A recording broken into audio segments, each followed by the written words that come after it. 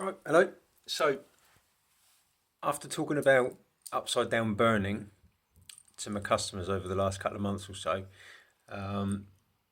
which is about light our fire, and I've always lit my fire using the conventional method. So, firelighters on the bottom, kindling on top of the firelighters, and then logs on top of the kindling. But this method, the upside down method, does it the other way around, upside down. So all your logs on the bottom and then your kindling on top of the logs. Just trying to sort the phone out. And then inside the Jenga assembly, if you like, of the kindling, a couple of firelighters. Principle behind it is quite simple really. So if you consider conventional lighting, when you've got the stuff in the bottom being lit, the firelighters, a portion of the heat, or most of the heat, is going to be absorbed by the kindling, ready for combustion. Trouble is with that, then that produces quite a lot of smoke passing through the kindling and then through the logs up into the flue, but with very little heat making its way through to the flue. That then prevents any sort of cold plug that's up in the flue from being heated and shifted. So if you're one of those that suffers with a little bit of smoke back when you open the door up later on and whatever, that's simply because that cold plug hasn't moved, and as you open the door and there's been churning, some of that cold plug will shift down, pushing some of the smoke back. So the principle behind upside down burning is the reverse of that. So when you light your firelighters, some of that heat will be absorbed into the kindling. It's going to then obviously combust, and the rest of the heat will pass on up into the flue, start preheating it. That then shifts the cold plug and potentially reduces, if not eradicates, the issues of smoke back once the door's opened.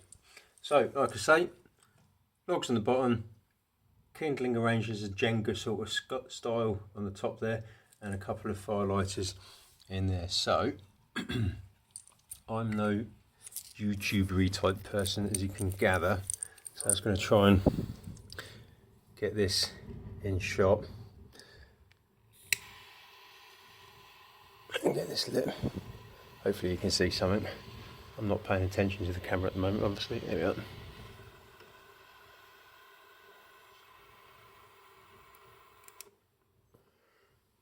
Yeah, I think that's lit. So pop that back in there. Opening up the throttles, or the air check valves, whatever you want to call them. There we go. And then just close this up a bit. There's the firelighter cord. Like so. The new type of firelighter we're using, I haven't had much use of these. So interesting to see how they do. It'd be embarrassing if they fail on me now.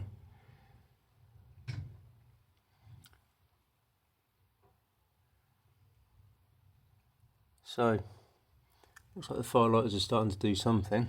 They haven't gone out, which is a good start. So whilst I'm here, some people have asked about the controls on the log stoves.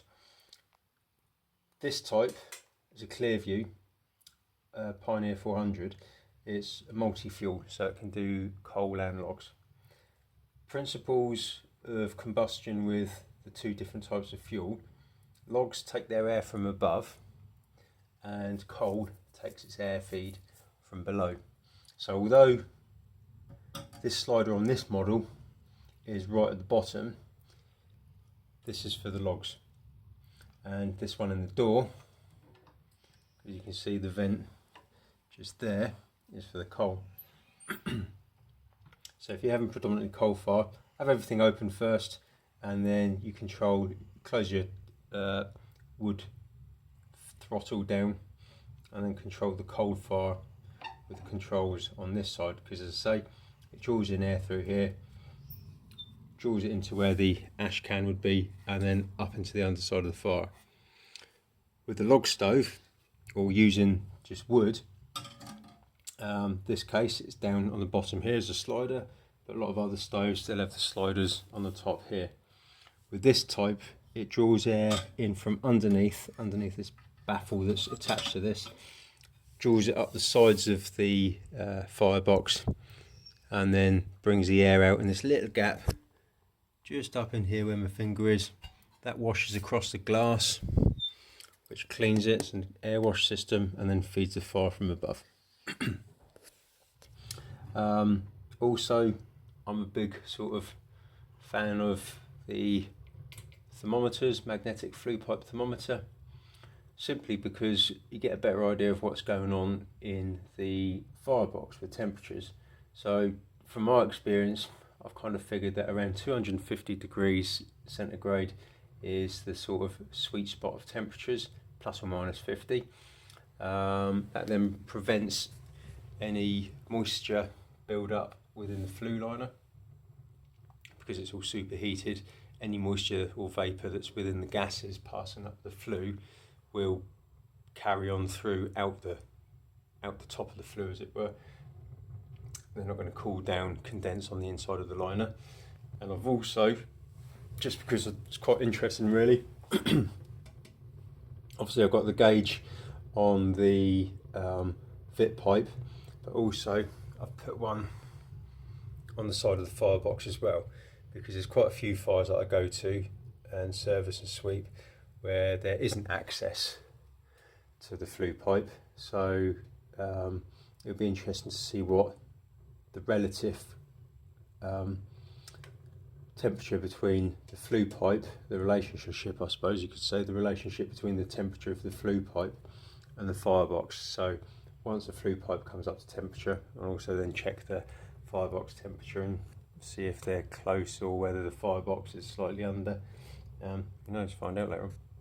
So that's it in a nutshell, as they say. It's going quite well. Let's close the door up a bit. Yeah, you can see the kindling starting to light. I'd class that as a bit of a success. So I'll pause it for now and then come back a little bit later on once it's up and running a bit more, and then have a look at temperatures and whatnot. See you in a bit.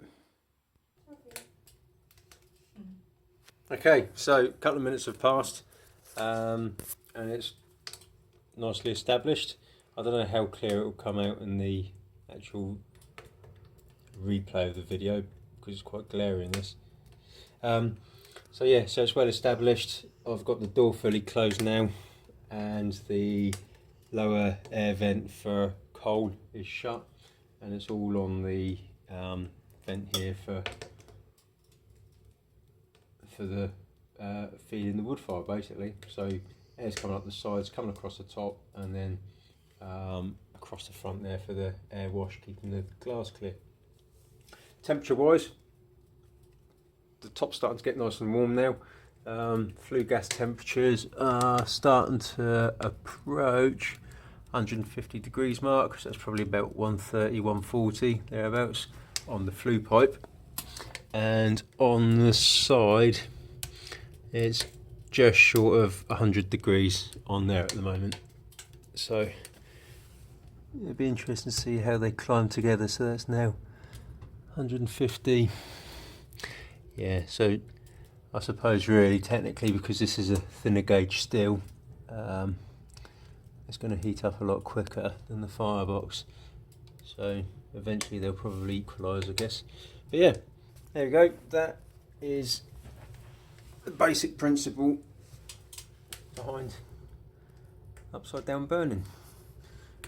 And just in the sort of like 30 seconds or so that I've been chatting to you there, the temperature gauge is starting to pick up quite quickly, and it's really picked up in there now.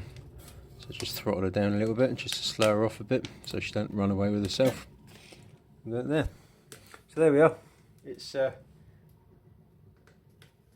different way of doing things, completely logical, makes perfect sense. I like it. It's probably the way I'll carry on, I think, lighting fires. So yeah, it's certainly worth giving it a bash and give it a go yourself. If you've got any questions, obviously message me, leave a comment on the thing wherever this might appear on Facebook.